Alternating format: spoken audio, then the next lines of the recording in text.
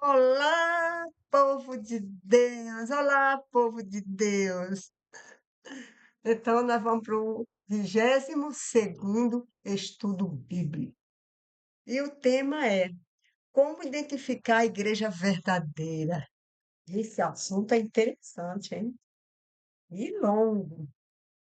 É um assunto interessante e longo. Esse estudo é ouvindo a voz de Deus, ouvindo a voz de Deus. Então, é, Enciclopédia das Religiões afirma que existem 9 grandes religiões no mundo. 9 grandes, né? As macro-religiões no mundo. Entre essas está o cristianismo, que por sua vez está dividido em mais de 35 mil grupos. Como distinguir entre esses grupos a igreja verdadeira? Somente a Bíblia pode nos aju- ajudar, desculpa. Mas antes da gente continuar a abrir a palavra de Deus, vamos falar com ele? Falar com o nosso Pai querido? Vamos lá. Querido Deus, esteja conosco, continue conosco. Faça de nós seu instrumento para que nós possamos, Senhor, falar a tua palavra, da tua vida através da minha boca, que eu seja apenas a mensageira, Pai. Ajude-nos a entender tanto quem ouve quanto a mim que passa e que possamos fazer a tua vontade, sem delongas. Em nome de Jesus. Amém. Então, meus amores, eh, qual é a recomendação bíblica para encontrar a igreja verdadeira? João 7,17, 1 Timóteo 3,15 responde: a igreja verdadeira é conhecida pela doutrina. João usa a palavra doutrina e Paulo a palavra coluna. A seguir, veremos 8 colunas bíblicas que mantêm a igreja do Deus vivo na terra. Simples assim. Simples assim. Repito, a igreja verdadeira é conhecida pela doutrina. Você conhece a doutrina da igreja onde você está? Hum? Reflita, perceba, pesquise, corra atrás da sua vida. João usa a palavra doutrina. Paulo usa a palavra coluna. A seguir, veremos então 8 doutrinas ou 8 colunas que mantêm a igreja do Deus vivo na terra. Qual é a primeira coluna que sustenta a Igreja de Deus? A segunda pergunta. Efésios responde, capítulo 2, versos 19 e 20. A primeira coluna está alicerçada sobre o fundamento dos apóstolos, o Novo Testamento, e o fundamento dos profetas, Antigo Testamento. Sendo Jesus Cristo a pedra principal, a Igreja verdadeira aceita toda a Bíblia como única regra de fé e prática. Há 2 conceitos teológicos importantes que devemos aprender. Sola Escritura, que é o lema da reforma protestante, isto é, somente as Escrituras têm a palavra final em qualquer questão doutrinária. A, a tota escritura, que é a totalidade das escrituras, ou seja, toda a Bíblia deve ser considerada. Nós estamos aqui falando algumas palavras, né, romana, sola escritura e tota escritura. Eu nem falo direito, né, lógico, porque eu não falo o idioma romano, italiano, né? Mas é uma língua até morta. Mas acontece que eu estou aqui tentando falar para você, se você sabe, me desconsidere, tá bom? Eu estou falando como estou lendo. Bom, a segunda coluna está em Atos 16, 30, 31 e 4, 12. Atos 16, 30, 31, né? E capítulo 4, verso 12. A igreja verdadeira ensina que a salvação é unicamente pela fé em Cristo. Primeira Timóteos fala isso.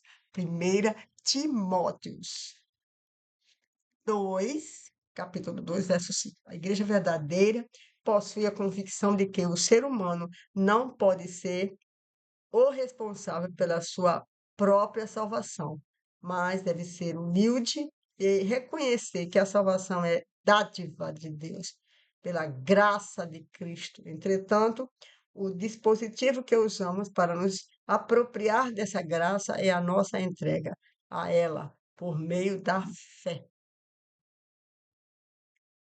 Terceira coluna, João 14, 1 a 3. É o ensino da volta de Jesus. Veja, eu já falei da primeira coluna, ou da primeira.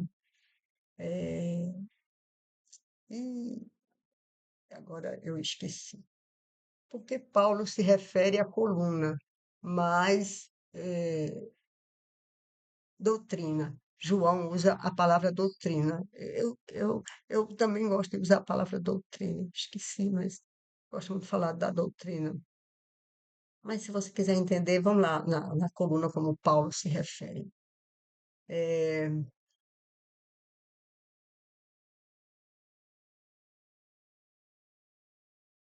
Vamos lá. A terceira, nós falamos da primeira, né, que é o Novo Testamento e o Antigo Testamento. A- a- os dois livros têm que serem usados de forma coerente, ou seja, você não pode usar só um e deixar o novo, ou não pode só usar o velho o novo e deixar o velho. Nada disso. Você tem que usar a Bíblia completamente. Os dois testamentos, o novo e o velho. Essa é a primeira coluna. A segunda coluna é crer que Cristo é a única forma pela qual você pode se salvar. A Igreja Verdadeira ensina que a salvação é pela fé e não por obras. Você não pode fazer absolutamente nada, em outras palavras, né, que você possa vir salvar. Pelo contrário, se você tentar se salvar por si mesmo, você vai se perder, porque Cristo é quem nos dá a salvação de graça, é quem substitui os nossos erros pela santidade dele. Substituiu então a sua morte pela morte dele. Eu sei que eu não estou falando dessa morte temporária, né? Estou falando da morte eterna. Se você não tiver Cristo, você vai morrer e deixar de existir um dia, quando ele voltar pela segunda vez. Então, meus anjos, a igreja verdadeira possui essa convicção de que o ser humano não pode ser o responsável pela sua própria salvação, mas deve ser humilde e reconhecer que a salvação é dádiva de Deus pela graça de Cristo. Agora você tem que aprender a, eh, a deixar, a aceitar, a querer que esse Deus participe da sua salvação, que esse Deus seja centro na sua vida. Você tem que permitir, em outras palavras. Deus está para você. Agora, você está para Deus? Deus quer te salvar, mas você quer que Ele te salve? Ele te criou, ponto. Você era, mas o pecado veio ao mundo. E aí você foi sequestrado, todos nós, da humanidade, através de Adão e Eva, certo? Então, como veio o pecado, Jesus teve que morrer, né? Porque só se salva se alguém morrer. Deu para entender? Você e eu, nós pagamos o preço pela transgressão. Temos que pagar o preço pela transgressão e o preço da transgressão, porque Deus disse: se comer da árvore, certamente morrerá. Ponto. Nossos pais desobedeceram, comeram da árvore. Aí nós todos estamos sentenciados à morte. Não é essa morte temporária. Ela também, né? Mas nós estamos falando da morte eterna. Essa morte temporária que nós temos 120 anos também, mas se Adão e Eva não tivessem pecado, ela não existiria, certo? Então, o plano de Deus é salvação eterna, salvação através da morte de Jesus. Você não teria que morrer pelos seus pecados, mas Jesus vem, morre por você, e aí você, aceitando ele, essa morte dele, ele carrega os seus pecados por você na cruz, e você, no caso, dado uma oportunidade de salvação. Então você troca, né? Troca a sua morte pela vida de santidade de Deus. Ok? Vamos lá. E a terceira coluna, João 14, de 1 a 3. É o ensino da volta de Jesus, com milhares de anjos. Todo olho verá, os mortos ressuscitarão, reinarão com Cristo por 1000 anos. A igreja verdadeira ensina essa verdade. A igreja que você está ensina assim. Em primeira, segunda, terceira coluna, são 8. Se não, sai dela, povo meu. Quarta coluna, João 14, 15 e Apocalipse 12, 17. Como declarado pelo Apocalipse de João, a igreja verdadeira obedece aos mandamentos de Jesus. Esta coluna é uma das principais, pois define de maneira mais objetiva qual é a igreja verdadeira, por ensinar e pregar a validade da lei. A igreja de Deus é objeto da ira de Satanás. É isso aí, meu amigo, minha amiga. Sofre, você sofre, todos nós sofremos. Por quê? A gente costuma colocar nas mãos de Deus a responsabilidade. Ai, meu Deus, estou sofrendo. Será que o Senhor pode me ajudar? Como se Deus fosse, né, o culpado disso.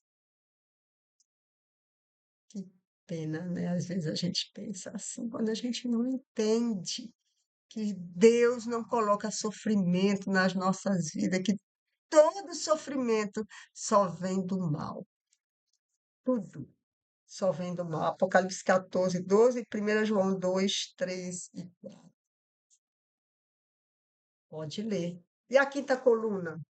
Apocalipse 12, 17 e 19, 10. O testemunho de Jesus é o espírito de profecia, ou o dom de profecia. Esse dom é característica da Igreja de Deus nos últimos dias. Como já vimos em estudos anteriores, o dom de profecia acompanha a verdadeira Igreja de Deus. Ellen White é a mensageira do Senhor para a Igreja Adventista do sétimo dia. Nós não idolatramos essa senhora norte-americana que já é morta no século XIX.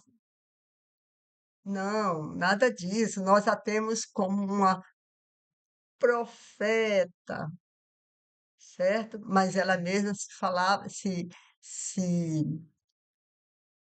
dizia mensageira de Deus. Sexta coluna. E tem as características, né? Nós já falamos sobre isso. Se você não entendeu ainda, procure nos outros, eh, nos outros estudos, né? Isaías 58, 13, Ezequiel 20, 12 e 20 diz: A igreja do Deus vivo ensina a vigência do sábado como verdadeiro dia de adoração, como expressão de amor e sinal de fidelidade. Aquele que nos salvou, o descanso sabático é uma verdade presente, ou seja, deve ser ensinado pela igreja verdadeira ao mundo contemporâneo. Essa é uma dificuldade intrínseca, pois, da mesma forma que a guarda dos mandamentos de Deus, o sábado define mais objetivamente que a igreja verdadeira. Deve ser notado que a verdade do sábado deve ser considerada junto às demais colunas para identificar a igreja verdadeira. Sétima coluna, Mateus 24, 14 e Apocalipse 14, 6. O livro do Apocalipse descreve três anjos mensageiros voando pelo meio do céu, pregando cada nação, tribo, língua e povo. Portanto, a Igreja de Deus é um movimento mundial. A proclamação do Evangelho é o grande ministério de todo cristão. A Igreja verdadeira ensina seus fiéis a pregarem corretamente sobre o Evangelho eterno, esquecido pela maioria da Igreja em nossos dias. A oitava coluna, 1 Coríntios 3, 16, 17, 6, 19 e 20. A Igreja verdadeira segue os princípios bíblicos de saúde apresentados em Gênesis 1, Levítico 11, que incluem alimentação saudável, equilibrada, hidratação do corpo com água, prática de exercício físico, sono reparador, equilíbrio na prática do que é bom, abandono do que é prejudicial, inspiração de ar puro. Banho solar, confiança em Deus, Gênesis 1, 29, Levítico 11. Então, qual é o apelo de Deus? Qual o apelo que Deus faz a seus filhos sinceros que ainda participam de grupos religiosos que não ensinam toda a verdade bíblica? Mateus 7, 21 a 23, João 10, 16 e Apocalipse 18, 4. Responde para você o que eu estou falando desde o início desse estudo. Sai dela, povo meu, não são palavras da minha boca, são palavras bíblicas, divinas do seu Pai. Só existe uma igreja verdadeira. Outros grupos religiosos podem ser até bem intencionados, mas não representam devidamente as orientações bíblicas. Se não está na igreja verdadeira, a orientação é clara. Sai dela, povo meu. Apocalipse 18:4. Vamos recapitular. Bíblia toda como única regra de fé e prática. Salvação unicamente pela fé em Cristo. Vinda de Cristo literal e visível como milhares de anjos. Ensina e prega a validade da lei de Deus. Aceita o dom de profecia, Ellen White, né? O sábado como verdadeiro dia de adoração. Prega o evangelho de Apocalipse 14 a todo mundo. E tem um programa bíblico de saúde. Vamos refletir, meu irmão, minha irmã.